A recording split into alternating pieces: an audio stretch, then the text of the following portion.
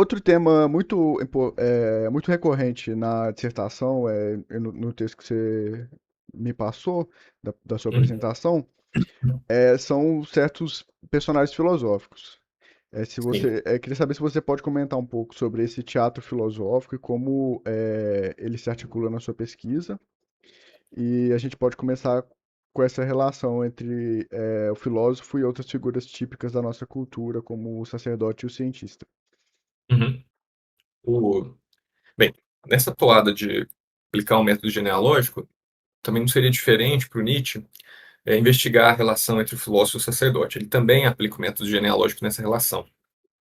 E no Genealogia da Moral, principalmente na terceira dissertação, o, o Nietzsche vai dizer que o modo de vida filosófico precisou imitar outros modos de vida para conseguir dar os seus primeiros passinhos sobre a Terra.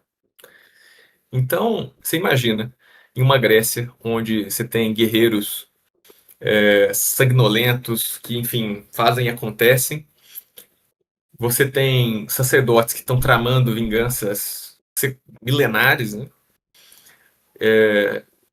Você tinha oráculos que falavam diretamente com os deuses. Como que a forma de vida filosófica ia se afirmar, ia se manter nesse mundo? Como que ela não ia ser engolida e destruída pelas outras formas de vida que estavam disponíveis ali no mundo grego? Aí o Nietzsche vai dizer que o filósofo precisou de imitar outros modos de vida que estavam disponíveis na cultura. Então ele começa a surgir sobre vestes religiosas. Ele começa a aparecer aqui e ali como um oráculo, como alguém que fala o nome de um deus, usa muitas das figuras religiosas. Pitágoras, Parmênides. Exatamente, essas figuras que surgem, né, como sacerdotes.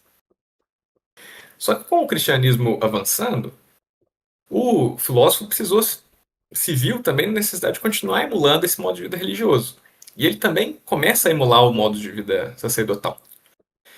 E o Nietzsche vai dizer que, além disso, além dele precisar se esconder sobre essas vestes religiosas, o filósofo também tinha uma afinidade quase fisiológica com os sacerdotes.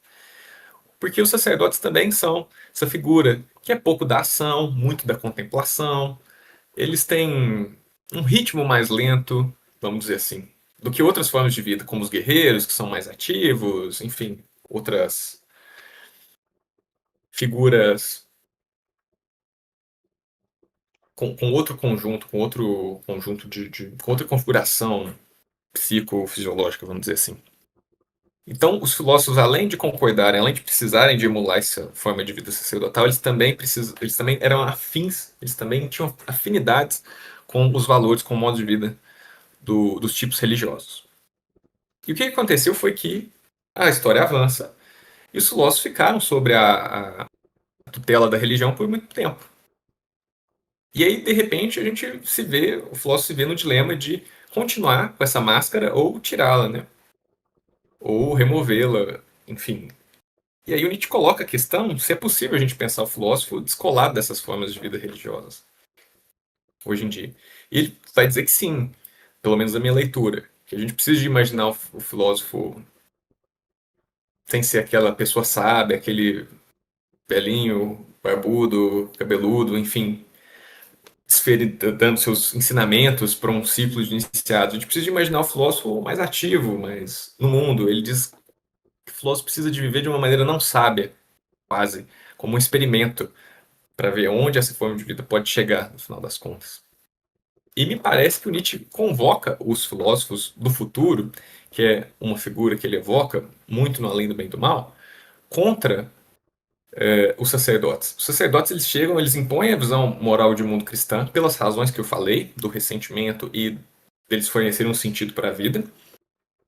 E eles se colocam como uma autoridade moral e política de algum modo. Até hoje eles estão ali influenciando e, enfim, pautando o que deve ser discutido.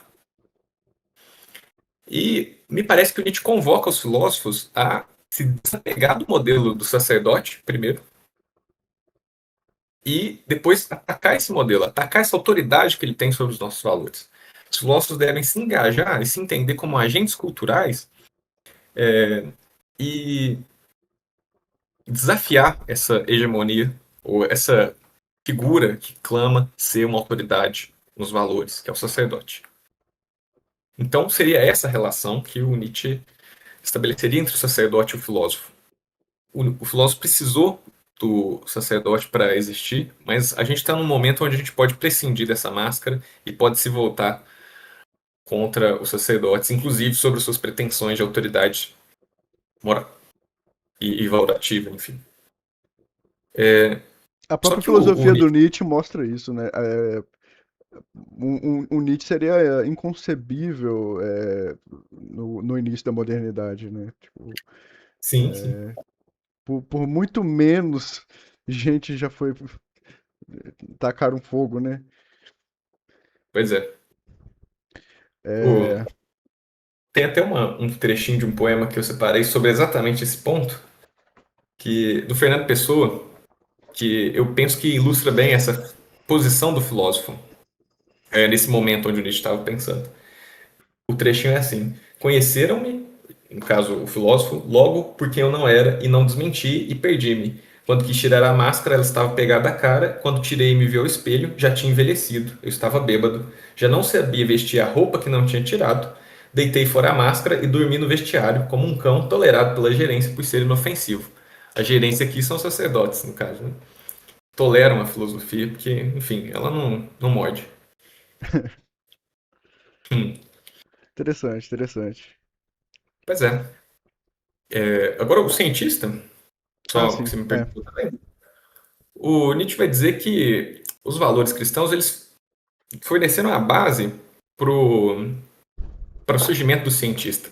Essa ideia de você anular a si mesmo em prol do outro, mas não exatamente em prol do outro agora, mas a ideia de anular a si mesmo, apagar a sua individualidade da sua investigação, é algo que fica e permanece na ciência.